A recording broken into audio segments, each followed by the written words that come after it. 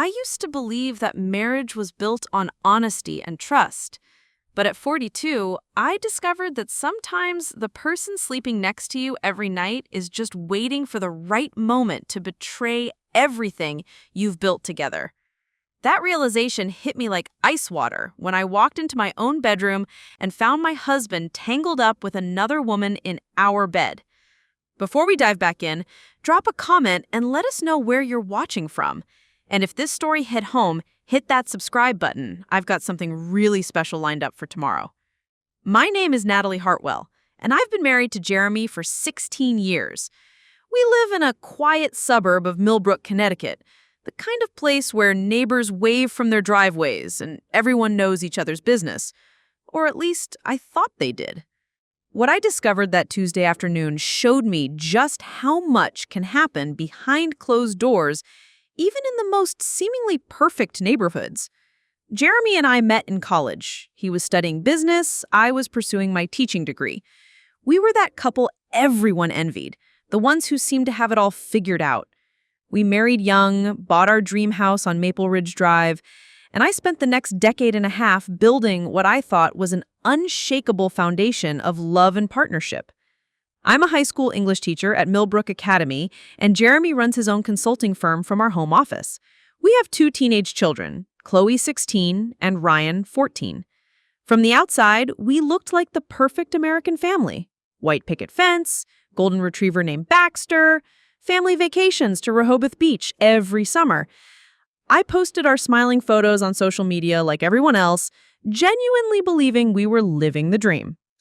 But looking back now, I can see the cracks that had been forming for months, maybe even years. It started with small things that I dismissed as normal married couple stuff. Jeremy became increasingly protective of his phone, taking it with him to the bathroom, sleeping with it under his pillow instead of on the nightstand like he used to. When I'd walk into a room while he was on a call, he'd quickly wrap up the conversation or step outside to finish it. "Just client stuff," he'd say with that easy smile that used to make my heart skip. Then there were the work trips that seemed to multiply. Jeremy had always traveled occasionally for his consulting work, but suddenly he was gone 2 or 3 weekends a month, always to cities just far enough away to require overnight stays. Philadelphia, Boston, Burlington, always with clients I'd never heard him mention before. "The economy's picking up," he'd explain, packing his overnight bag with unusual care. "Everyone wants to expand their operations. I'm just riding the wave." I wanted to believe him.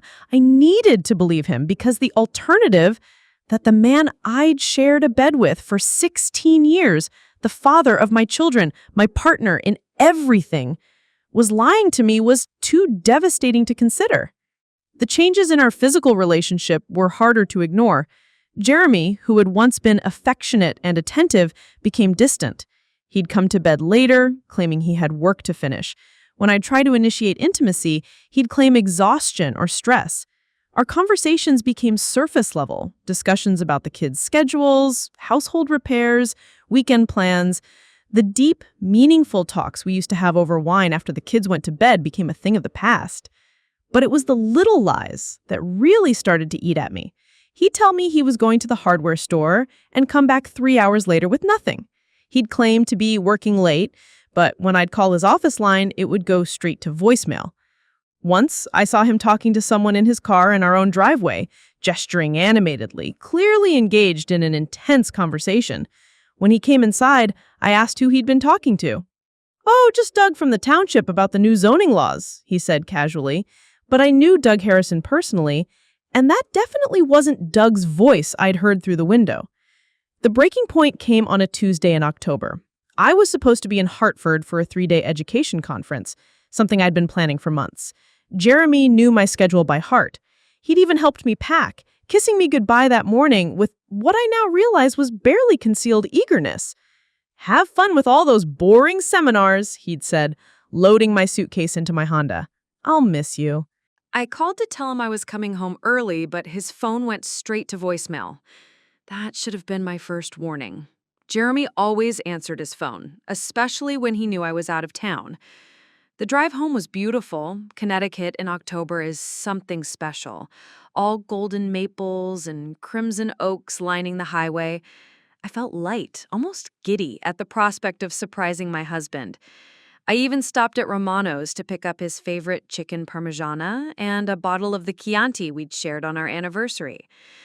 Our house sits at the end of a cul-de-sac, a colonial with blue shutters and a wraparound porch that I'd always loved. As I pulled into our driveway, I noticed a car I didn't recognize, a silver BMW with Pennsylvania plates parked across the street. I thought maybe the Hendersons had company.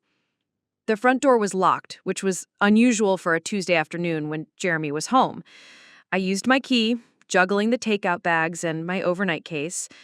The house was quiet, but I could hear music playing softly upstairs. Jazz. Jeremy hated jazz. "Jeremy!" I called out, setting the food on the kitchen counter. "Honey, I'm home early." No answer. I climbed the stairs, my heart beginning to pound for reasons I couldn't yet articulate. The music was coming from our bedroom, our sanctuary, the room we'd painted soft blue together when we first moved in, where we'd whispered about our dreams and fears in the dark for 16 years. The door was slightly ajar. I pushed it open and stepped into a nightmare. Jeremy was in our bed with the wedding quilt my grandmother had made for us, with a woman I'd never seen before. She was young, maybe late 20s, with long auburn hair spread across my pillows. They were so lost in each other that they didn't even notice me, standing there frozen for what felt like an eternity but was probably only seconds. The woman saw me first. Her eyes went wide and she gasped, scrambling to pull the sheet up to cover herself. Jeremy turned, following her gaze, and the color drained from his face completely. "Natalie, I thought your conference." I couldn't speak, couldn't move, couldn't process what I was seeing. This was my husband, my life partner, the man who'd held my hand during labor, who'd cried when his father died, who still brought me coffee in bed on Sunday mornings. And here he was, naked, in our marriage bed, with a stranger, looking at me like I was the intruder. The woman, girl, really, was scrambling for her clothes, her face bright red with embarrassment and panic. "I'm sorry," she whispered as she rushed past me. "I'm so sorry. I didn't know. He said you were separated." Separated. He'd told her we were separated. Jeremy was standing now, pulling on his jeans, his face a mixture of panic and something else. Annoyance? Frustration that his perfect plan had been ruined? "Natalie, we need to talk about this." "No," I said, my voice steady now, cold as winter stone. "You're right. Your name is on the deed. But, Jeremy, you have no idea what you've just thrown away." This one took us ages to get right, so if you're loving it, hitting subscribe would honestly mean the world to us. Okay, back to business. After Jeremy and his girlfriend left, I sat on our living room couch for 2 hours, staring at the wall where our wedding photos hung. 16 years of memories mocked me from those frames. Our first dance, cutting the cake, Jeremy's tears when I walked down the aisle, all of it felt like elaborate lies now. But something strange was happening inside me. Instead of falling apart like I thought I would, I felt something else entirely. Clarity. Cold, sharp clarity that cut through 16 years of naive trust and showed me exactly what I was dealing with. See, Jeremy had made a crucial mistake. He assumed I was the same trusting 26-year-old he'd married, the woman who believed everything he said, who never questioned his late nights or weekend trips, who handled all the emotional labor of our marriage while he handled the business side of our lives. What he didn't know was that I'd learned a few things over the years, things he'd never bothered to notice because he was too busy taking me for granted. I'm not just a high school English teacher. I'm the department head. I manage budgets, personnel issues, and crisis situations. I've dealt with cheating scandals, embezzlement cases, and parents who think their little angels can do no wrong. You don't survive 20 years in education without developing a backbone of steel and learning to document everything. More importantly, Jeremy had forgotten something crucial about our marriage. While he was the breadwinner, I was the one who actually managed our household. I paid the bills. I handled our taxes. I managed our insurance policies, our investments, our children's college funds. Jeremy might have earned more money, but I controlled how it flowed, and I'd been paying very close attention to where it had been flowing lately. That first night, after I'd composed myself enough to function, I did something Jeremy would never expect. I didn't call my sister crying. I didn't post dramatic messages on Facebook. I didn't even cry, really. Instead, I opened my laptop and got to work. First, I printed out 3 months of our bank statements. Every account. Checking, savings, credit cards, even Jeremy's business account that he thought I didn't have access to. What I found made my blood run cold. Restaurant charges on days he claimed to be working late. Hotel bills in Philadelphia when he'd supposedly been in Boston. Charges at Victoria's Secret. Expensive lingerie that had never made it home to me. Most damning of all, payments to something called Riverside Apartments in Millbrook.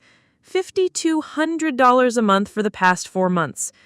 Jeremy wasn't just cheating on me, he was maintaining a second residence for his affair partner in our own town, while telling me we needed to be careful with money because business was slow. I sat back in my desk chair, feeling that cold clarity spread through my chest like ice water. This wasn't a momentary lapse in judgment. This wasn't a mistake or a midlife crisis. This was calculated, deliberate deception. Jeremy had been living a double life for months, maybe longer, using our joint resources to fund his betrayal. The next morning, I did something Jeremy would never expect. I called in sick to school and drove to my bank. Not our bank, my bank, where I had maintained a small personal account since before we were married. An account Jeremy didn't even know existed. "Mrs. Hartwell?" smiled Janet, the branch manager who'd helped me set up Chloe's first savings account years ago. "How can I help you today?" I said, "I need to understand my options for protecting my assets. My marriage is ending, and I need to make sure my children's futures are secure." Janet's expression immediately became professional and compassionate. "I understand. Let me get you connected with our financial advisor who specializes in these situations." By the end of that meeting, I had a complete picture of our financial situation and a clear action plan. Jeremy might think he held all the cards because his name was on the business accounts, but he'd made a critical error. Our house, our retirement accounts, the kids' college funds, all of it was in both our names. And in Connecticut, adultery still mattered in divorce proceedings. But I wasn't ready to play that card yet. That afternoon, I did something else Jeremy would never expect. I called Riverside Apartments. "Hi," I said in my sweetest voice. "I'm wondering if you have any one-bedroom apartments available. My husband mentioned you might have some lovely units." "Oh, is your husband Jeremy Hartwell? He's been such a wonderful tenant. His girlfriend Amber just loves the place." Amber. Now I had a name.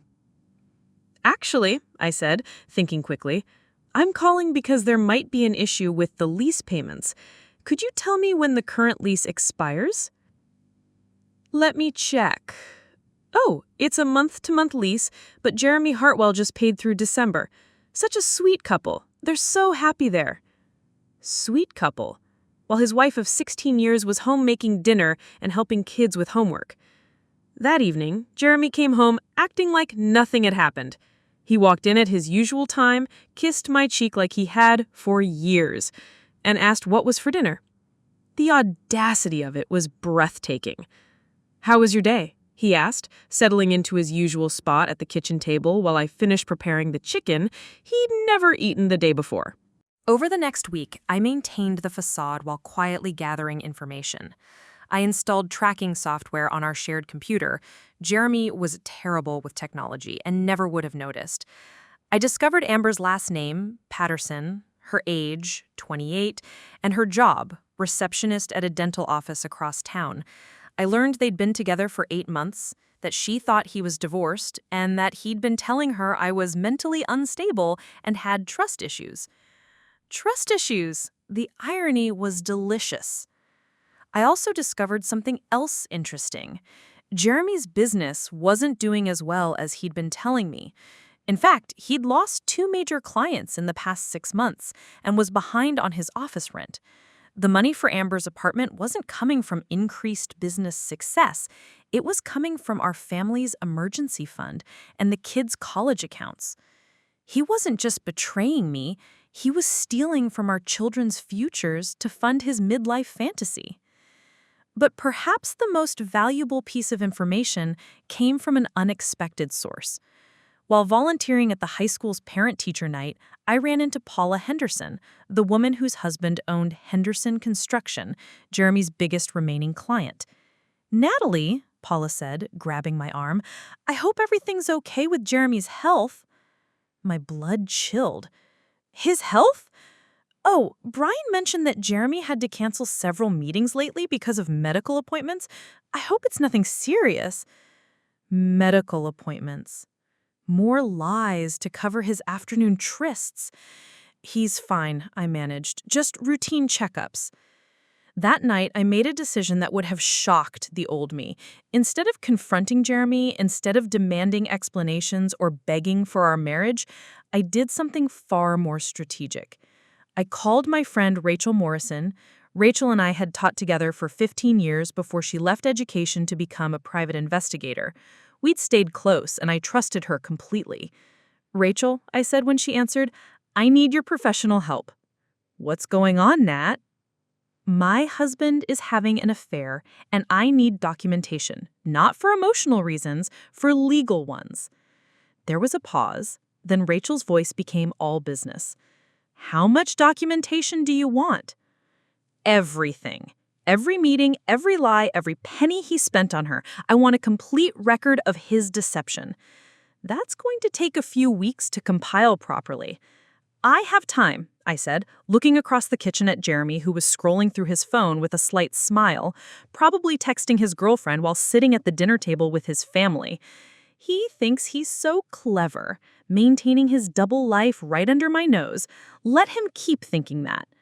What Jeremy didn't understand was that I'd spent 20 years teaching teenagers. I knew how to spot deception, how to gather evidence, and, most importantly, how to wait for exactly the right moment to reveal what I knew. He thought he was playing chess, while I was playing checkers. He was about to learn just how wrong he was. 3 weeks into my quiet investigation, Jeremy's carefully constructed world began showing its first cracks. He just didn't know it yet. It started on a Thursday morning when Jeremy's phone rang during breakfast. I watched his face change as he looked at the caller ID, that familiar flicker of panic he'd developed whenever unexpected calls came in. "Henderson Construction?" he answered, walking quickly toward his office. "Brian, good morning." Through the thin walls of our colonial, I could hear Brian Henderson's raised voice, though not the exact words. Jeremy's responses were clipped and defensive. "I understand your concern. There must be some miscommunication. I can explain everything." When he returned to the kitchen 15 minutes later, his confident morning demeanor had evaporated. His hands shook slightly as he reached for his coffee mug. "Everything all right, honey?" I asked, buttering my toast with practiced innocence. "Fine, just some scheduling conflicts with the Henderson project. I need to head in early today." What Jeremy didn't know was that Brian Henderson had called because one of Jeremy's afternoon medical appointments had conflicted with a crucial project deadline. Jeremy had missed 3 client meetings in 2 weeks, and Henderson Construction was reconsidering their contract. I knew this because Rachel had been thorough in her investigation. Not only had she documented Jeremy's affair with photographic evidence, but she had also uncovered the professional consequences of his deception. When you're running a consulting business and disappearing for hours at a time without explanation, clients notice. That evening, Jeremy came home in a foul mood. He snapped at Ryan for leaving his backpack in the hallway and barely touched the dinner I'd prepared. After the kids went upstairs, he poured himself a large scotch, something he only did when he was truly stressed. "Rough day?" I asked, settling beside him on the couch with my own glass of wine. "You could say that." He stared at the television without really watching. "Sometimes I think people don't appreciate good work when they see it." The irony was staggering. Here was a man complaining about not being appreciated while simultaneously betraying the person who'd supported his dreams for 16 years. Friday brought another call, this time from Patricia Walsh at Walsh & Associates, Jeremy's second largest client. I happened to be in the kitchen when his phone rang, and I heard every word of his side of the conversation. "Patricia, I can assure you that rumor isn't true. My personal life has never interfered with my professional obligations. I don't know who would have told you that." After he hung up, he sat at the kitchen table with his head in his hands. I'd seen Jeremy stress before, but this was different. This was a man watching his carefully constructed facade crumble. "Jeremy," I touched his shoulder gently, "what's wrong?" He looked up at me with eyes that were almost desperate. For a moment, I thought he might confess everything. Instead, he manufactured one of his practiced smiles. "Nothing I can't handle, babe. Just small-town gossip getting out of hand." Small-town gossip. In a community like Millbrook, affairs rarely stayed secret for long. I wondered how many of our neighbors already knew what Jeremy thought he was hiding so cleverly. That weekend, Jeremy's behavior became increasingly erratic. He checked his phone obsessively, jumping every time it buzzed. He started 3 different conversations with me, but seemed unable to focus on any of them. On Saturday evening, he claimed he needed to run to the office to pick up some files, but he was gone for 4 hours. When he returned, I could smell unfamiliar perfume on his shirt. Sunday morning brought the call I'd been waiting for. Rachel's voice was crisp and professional when she phoned. "Nat, I have your complete report ready. Are you free to meet this afternoon?" "I'll be there." Rachel's office was in a converted Victorian downtown, all exposed brick and polished hardwood floors that managed to feel both professional and welcoming. She handed me a manila folder thick with documents and photographs. "Everything's in there," she said, settling across from me with her own coffee. "Financial records, photographs, witness statements, timeline documentation. It's comprehensive." I opened the folder and felt my breath catch. The first photograph showed Jeremy and Amber entering Riverside Apartments together, his hand on the small of his back in a gesture I recognized intimately. They looked happy, carefree, like a couple with no secrets and nothing to hide. "This one was taken last Tuesday," Rachel said, pointing to another photo. "Same day he told you he had that important client presentation." The images told a story of systematic deception. Jeremy and Amber at restaurants I couldn't afford on my teacher's salary, Jeremy buying her expensive jewelry at boutiques downtown, Jeremy helping her carry groceries into the apartment he was paying for with money stolen from his children's college funds. But the financial documentation was truly staggering. Rachel had traced every dollar Jeremy had redirected from our family accounts. $26,000 over 8 months. Money that had been earmarked for Ryan's hockey equipment and Chloe's SAT prep courses. Money we'd saved for the roof repair our house desperately needed. "There's more," Rachel said quietly. "I interviewed 3 of his former clients who terminated their contracts recently. They all cited the same issues: missed meetings, delayed deliverables, unprofessional behavior. One mentioned seeing him with a young woman during business hours at a restaurant when he was supposed to be in a client meeting." I closed the folder and leaned back in my chair. So his business is failing. Rapidly. According to public records, he's 2 months behind his office rent and owes significant money to several vendors. The affair is not just destroying your marriage, Nat. It's destroying everything he's built professionally. That evening, Jeremy's phone rang during dinner. This time, he didn't bother leaving the room to answer. "What do you mean by terminate the contract?" His voice rose sharply. "Patricia, we've worked together for 3 years." Chloe and Ryan exchanged glances across the table. Even the kids were beginning to notice their father's strange behavior. "Dad," Chloe ventured, "is everything okay?" "Everything's fine, sweetheart," Jeremy said, but his voice was hollow. "Just some clients being unreasonable." That night, after the kids were asleep, Jeremy poured himself another large scotch and sat in his office until well past midnight. I could hear him making phone calls, his voice alternating between pleading and angry. When I woke up at 3 a.m., he was still in there. Monday brought devastating news that Jeremy couldn't hide, no matter how much he wanted to. I was grading papers when my phone buzzed with a text from my neighbor across the street. "Nat, there's a tow truck in your driveway hooking up Jeremy's BMW. Is everything okay?" I looked out the window to see exactly what she'd described. Jeremy stood in our driveway in his pajamas and a hastily thrown-on jacket, arguing with a man holding a clipboard. The repossession was happening in broad daylight for all our neighbors to witness. When Jeremy came back inside, his face was ashen. "The bank made a mistake," he said, not meeting my eyes. "There was some confusion with the automatic payments. I'll have it sorted out by tomorrow." But I knew it wasn't a mistake. Jeremy had been using our car payment money to fund his secret life, and the consequences were finally catching up with him. That afternoon, while Jeremy was supposedly dealing with the bank, I received an unexpected visitor. A woman in her 50s knocked on my door, introducing herself as Linda Patterson, Amber's mother. "Mrs. Hartwell, I'm so sorry to bother you," she said, wringing her hands nervously, "but I need to ask you something. Are you and your husband separated?" My heart hammered against my ribs. "No, Mrs. Patterson, we're very much married. Why do you ask?" Her face crumpled. "My daughter Amber has been seeing a man named Jeremy Hartwell for months. She thinks he's divorced. She's been planning to introduce him to our family at Christmas. She has no idea he's married." Standing there on my front porch, looking at the pain and confusion on another mother's face, I realized something profound.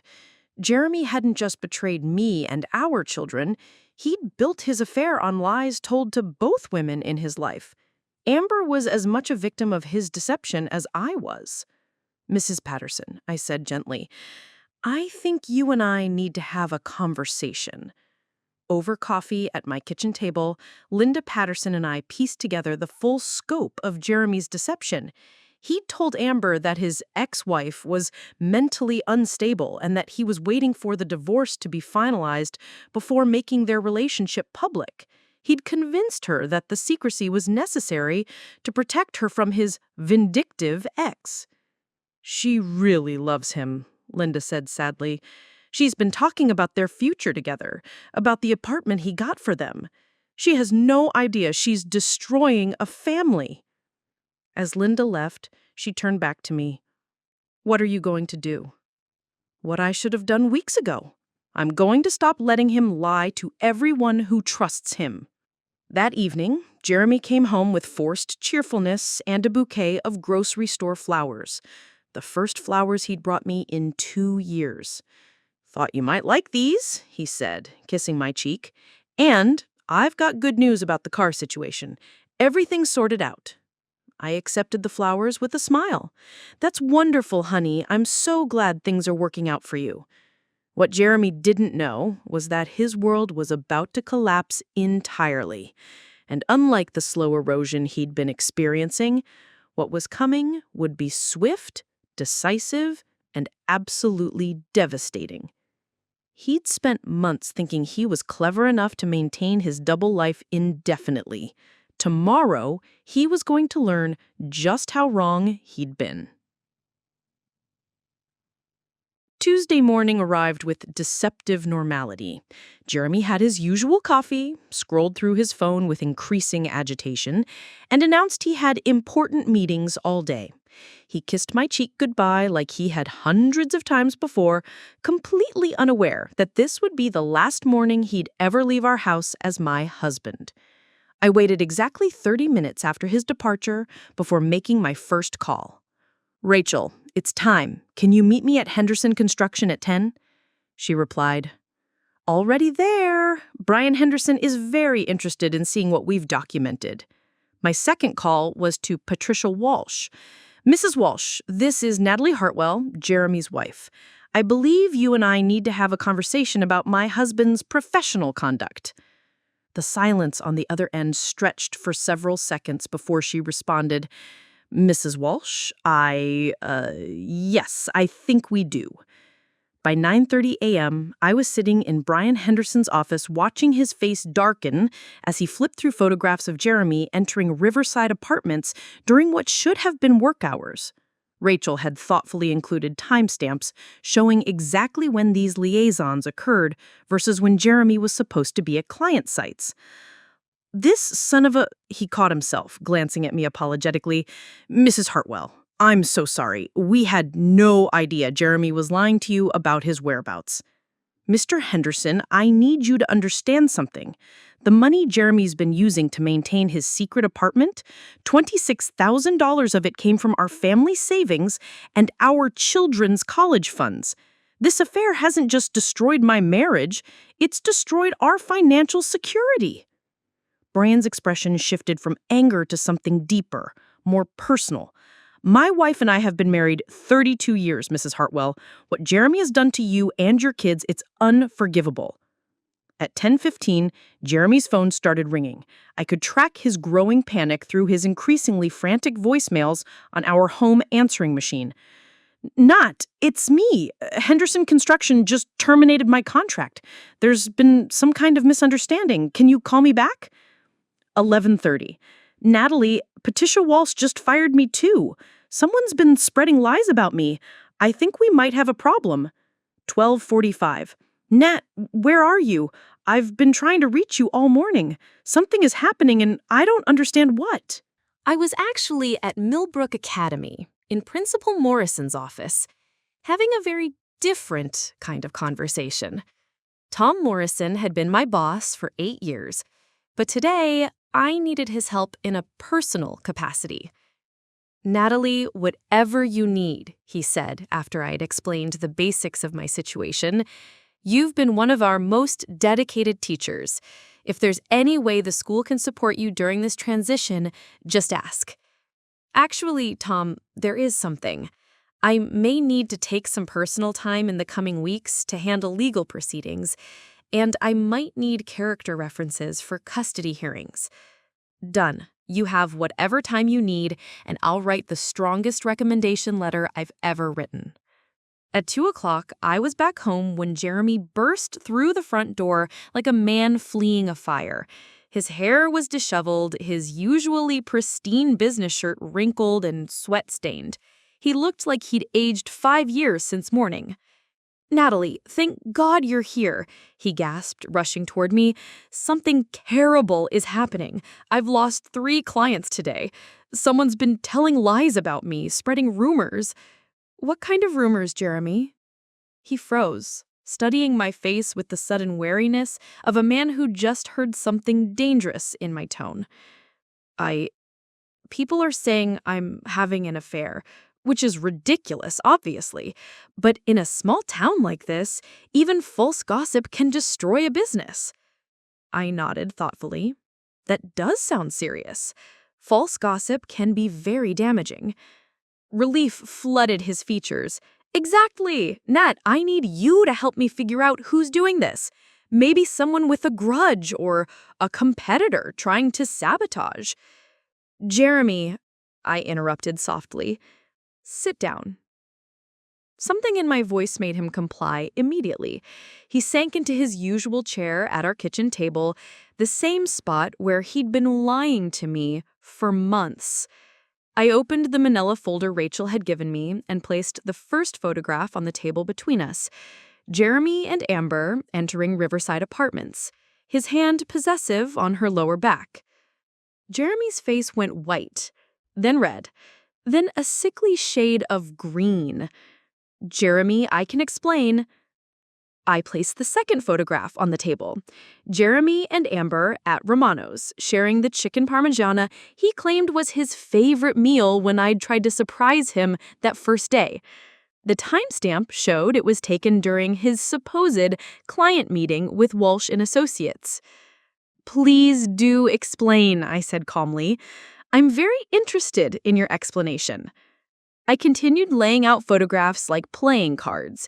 Jeremy buying lingerie. Jeremy and Amber kissing in his car outside her workplace. Jeremy helping her move furniture into the apartment I was unknowingly paying for. How long have you known? I've suspected for months. I've known for certain for 3 weeks. I opened the financial records Rachel had compiled. $26,000, Jeremy. That's how much you stole from our family to fund your affair. I didn't steal anything. That's our money.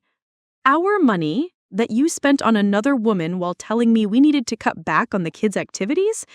Our money that you used to rent an apartment for your girlfriend while our roof leaks every time it rains? Jeremy's mouth opened and closed like a fish gasping for air. Natalie, please let me explain. This isn't what you think. It's exactly what I think. But Jeremy, here's what you still don't understand. I leaned forward, my voice deadly calm. This stopped being about your affair the moment you started stealing from our children's futures to pay for it. I pulled out another document, bank records showing the exact withdrawals from Ryan's hockey fund and Chloe's college savings. You took money earmarked for Ryan's equipment and used it to buy jewelry for your girlfriend. You emptied Chloe's SAT prep fund to pay for romantic dinners. You're not just a cheating husband, Jeremy. You're a thief. I was going to pay it all back. Business has been slow, but I had plans. What plans? Your business is failing because you've been too busy playing house with your girlfriend to service your clients properly. Henderson Construction, Walsh & Associates, Brennan Industries all terminated their contracts today. Not because of rumors, Jeremy, because of documentation. I showed him copies of his own emails, messages where he'd canceled meetings and missed deadlines, all cross-referenced with timestamps, proving he was with Amber during business hours. You want to know who's been spreading rumors about your affair? Your clients did that themselves. When a consultant repeatedly fails to show up for meetings and can't be reached during business hours, people start asking questions. All I did was provide answers. Jeremy stared at the evidence spread across our kitchen table like it was written in a foreign language. What do you want from me, Natalie? What's it gonna take to fix this? That question revealed everything I needed to know about who Jeremy really was. After months of systematic deception, after stealing from his own children, after destroying our marriage and his career, he still thought this was something that could be fixed with the right negotiation. Jeremy, you can't fix this. This isn't a business deal gone wrong. This is 16 years of marriage that you threw away for a 28-year-old who thinks you're divorced. His head snapped up. How do you know about... I know about everything, Jeremy. I know Amber thinks you're separated and waiting for your divorce to be finalized. I know her mother came to see me yesterday, worried about her daughter's relationship with a newly single man. I know you've been lying to both of us for 8 months. The color drained from Jeremy's face completely. You talked to her mother? We had a very enlightening conversation. Apparently, Amber's been planning to introduce you to her family at Christmas. She has no idea she's been sleeping with a married man who's been stealing from his children to afford their relationship. Jeremy buried his head in his hands. Oh, God, Natalie, what have I done? You've destroyed everything, Jeremy.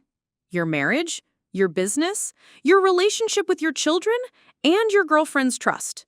The question now isn't what you've done, it's what happens next. I pulled out the final document in my folder, divorce papers I'd had drawn up that morning. You have 2 choices. Option 1, we do this quietly and civilly.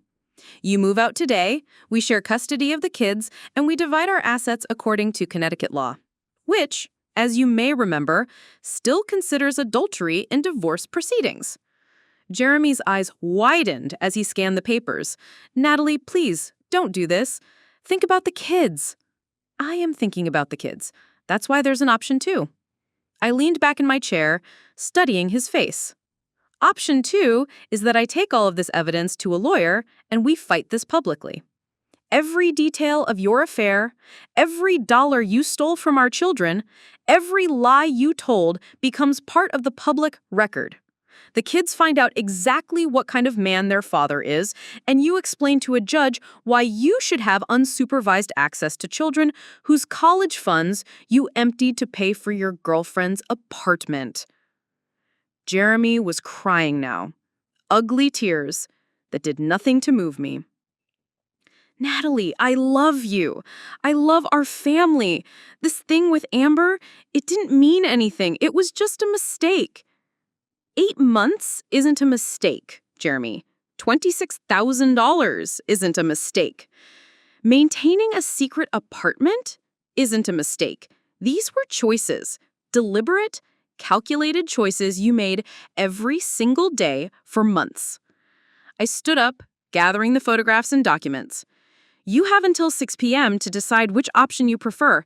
Either way, your belongings will be packed and waiting by the front door. At 7. Where am I supposed to go? I paused at the kitchen doorway and looked back at him. This man I had loved and trusted for 16 years, now reduced to a pathetic stranger begging for mercy he didn't deserve. I don't care, Jeremy. You've been maintaining a secret life for months. Go live it.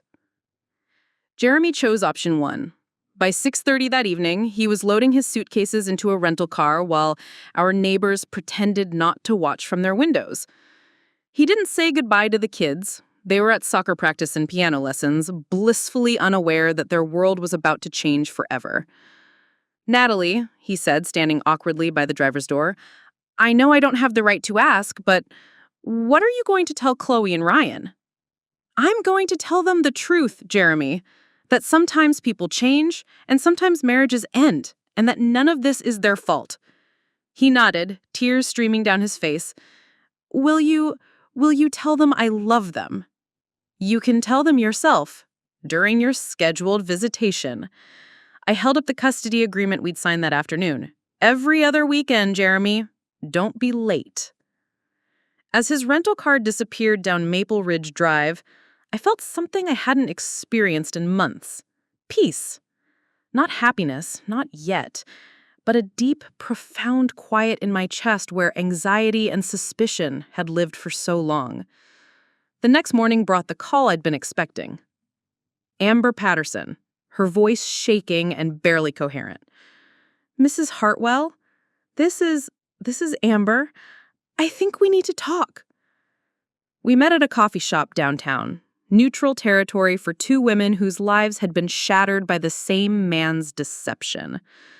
Amber was prettier than her photographs suggested, with the kind of natural beauty that needed no enhancement. She was also, I realized within minutes, genuinely devastated. She said, I had no idea. He told me you were divorced, that the papers were just waiting to be finalized. He said you were difficult, and that's why he couldn't introduce me to his kids yet. Amber, I said gently, I need you to understand something. You're not the villain in this story. You're a victim, just like me. She looked up, surprised by my tone. But I destroyed your marriage. No, you didn't. Jeremy destroyed our marriage. You were lied to just as much as I was. I pulled out a photograph Rachel had taken, Jeremy entering our house the morning after I found them 2 in my bedroom, kissing my cheek goodbye like nothing had happened. This was the day after I caught you 2 in my bedroom. He came home and acted like a loving husband. He lied to both of us, Amber. She stared at the photograph, her face crumpling. He said he was staying with his brother while the divorce was being finalized. I believed him completely. Over the next hour, we pieced together the full scope of Jeremy's deception. He'd been living a complete double life, telling each of us exactly what we needed to hear to maintain his fantasy. To me, he was the devoted husband going through a rough patch at work. To Amber, he was the lonely divorced man ready to start fresh with someone new. "What are you going to do now?" I asked as we prepared to leave. "Move back home with my parents. Start over. She paused at the door. Mrs. Hartwell, Natalie, I am truly sorry. Not for what I did unknowingly, but for what it cost you. Thank you for that. And Amber, the next man you meet, make sure you see his divorce papers before you fall in love. That evening, I sat down with Chloe and Ryan to have the hardest conversation of my parenting life. I'd rehearsed it a dozen times, but nothing could prepare me for the look in their eyes when I told them their father had moved out. Is it because of his work problems? Chloe asked, already trying to protect herself by finding logical explanations. No, sweetheart. Your father made some choices that hurt our family. We're getting divorced. Ryan, my 14-year-old who still believed in heroes, stared at me with confusion and anger. But you guys never fight. You always seemed happy. Sometimes people can seem happy on the outside while struggling on the inside. Your father and I, we want different things now. I didn't tell them about the affair. They'd learn about it eventually. Small towns don't keep secrets forever. But they didn't need that burden yet. What they needed was stability, consistency, and the assurance that their mother wasn't going anywhere. The weeks that followed were a blur of legal meetings, financial reorganization, and the strange process of rebuilding a life I'd thought was permanent. Jeremy's business officially folded within a month. He moved into a studio apartment across town and took a job with a regional consulting firm at half his previous salary. The divorce proceedings were surprisingly smooth. Connecticut's laws regarding marital assets and adultery worked heavily in my favor, and Jeremy's lawyer advised him to accept our initial settlement offer rather than risk a public trial. By Christmas, it was final. The financial picture was sobering, but not catastrophic. After paying legal fees and dividing our assets, I had enough to keep the house and maintain our lifestyle, though things would be tighter.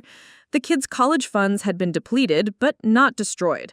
Jeremy was required to pay back what he'd stolen over time, plus interest.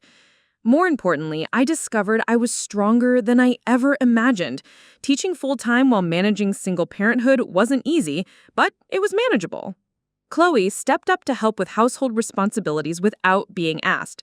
Ryan channeled his anger into hockey, becoming the team's most aggressive defenseman. 6 months after Jeremy left, I was grading papers at my kitchen table when my phone rang. It was Brian Henderson. Natalie, I hope you don't mind me calling. I wanted to let you know that Henderson Construction is looking for a part-time bookkeeper. The position would be perfect for someone with your organizational skills, and it would supplement your teaching income nicely. The job offer led to others. Word had spread through Millbrook's business community about how I'd handled Jeremy's deception, professionally, strategically, without drama or public scenes. In a small town, reputation mattered, and mine had emerged from the wreckage enhanced rather than diminished. A year after Jeremy moved out, I was offered the position of vice principal at Millbrook Academy. The pay increase meant financial security for the kids and me. More importantly, it was recognition that I was valued for my own capabilities, not just as someone's wife. Jeremy's life followed a different trajectory. His relationship with Amber didn't survive the revelation of his lies. She moved back to Pittsburgh within a month of our coffee shop conversation. His new job required extensive travel, which meant he often missed his scheduled weekends with the kids. When he did show up, he seemed diminished somehow, like a man who'd lost something essential about himself. "Mom," Chloe said one evening after a particularly awkward dinner with her father, "why did Dad do all those things? He had us, he had you, he had his business. Why wasn't that enough?" It was the question I'd asked myself countless times. I think some people get so focused on what they don't have that they forget to value what they do have. And sometimes, by the time they realize their mistake, it's too late to fix it. The second year brought unexpected gifts. I started dating again. Nothing serious, just coffee with colleagues and occasional dinners with men who appreciated intelligence and independence. I took painting classes, something I'd always wanted to do but never had time for when I was managing Jeremy's life along with my own. Most surprisingly, I found myself grateful. Not for Jeremy's betrayal, that pain would always be part of my story, but for the strength I discovered in myself. For 20 years, I defined myself primarily as Jeremy's wife and the kid's mother. Now I knew who Natalie Hartwell was when she stood alone. The kids thrived in our new normal. Chloe was accepted to 3 excellent colleges, her essays focusing on resilience and the strength she'd learned from watching her mother navigate crisis. Ryan made varsity hockey as a sophomore and started talking about becoming a lawyer. Inspired, he said, by watching how his mother had handled legal challenges. 2 years after Jeremy left, I received an unexpected phone call. Jeremy's voice was different, older, more hesitant. Nat, I know I don't have the right to call you directly, but I needed to say something. I've been in therapy, trying to understand why I destroyed the best thing that ever happened to me. I wanted you to know I'm sorry. Not just for the affair, but for taking you for granted for so many years. You deserved so much better than what I gave you. Thank you for saying that, Jeremy. Are you happy now? I considered the question carefully. Was I happy? My life was smaller in some ways. Less money, more responsibility, no partner to share the daily burdens. But it was also larger in others, more authentic, more intentional, more genuinely mine. Yes, I said finally. I am happy. The kids are thriving, I love my work, and I wake up every morning knowing exactly who I am and what I stand for. I couldn't say that when we were married. There was a long silence. Then, I'm glad. You deserve that. Looking back now, 3 years later, I understand that Jeremy's betrayal was both the worst thing that ever happened to me and, paradoxically, one of the most liberating. It forced me to discover reserves of strength I'd never needed before. It taught my children that sometimes the most loving thing you can do is refuse to accept treatment that diminishes your worth. I learned that trust, once broken, can't be rebuilt, but that doesn't mean you're broken. I learned that love isn't enough to save a relationship if it's not accompanied by respect, honesty, and commitment. Most importantly, I learned that starting over at 44 isn't an ending. It's a beginning. The woman who caught her husband cheating in her bedroom died that Tuesday afternoon. The woman who rebuilt her life from the ashes of that betrayal was stronger, wiser, and infinitely more valuable than the one who had accepted scraps of attention while giving everything she had. Sometimes the people who think they can deceive you learn too late that underestimating a woman who spent years managing everyone else's life while neglecting her own is the biggest mistake they'll ever make. And sometimes discovering your own worth is the greatest gift someone can give you, even if they never intended it as a gift at all. 2 incredible stories are waiting for you right below. If this one grabbed your attention, these next ones will too. Click to dive in.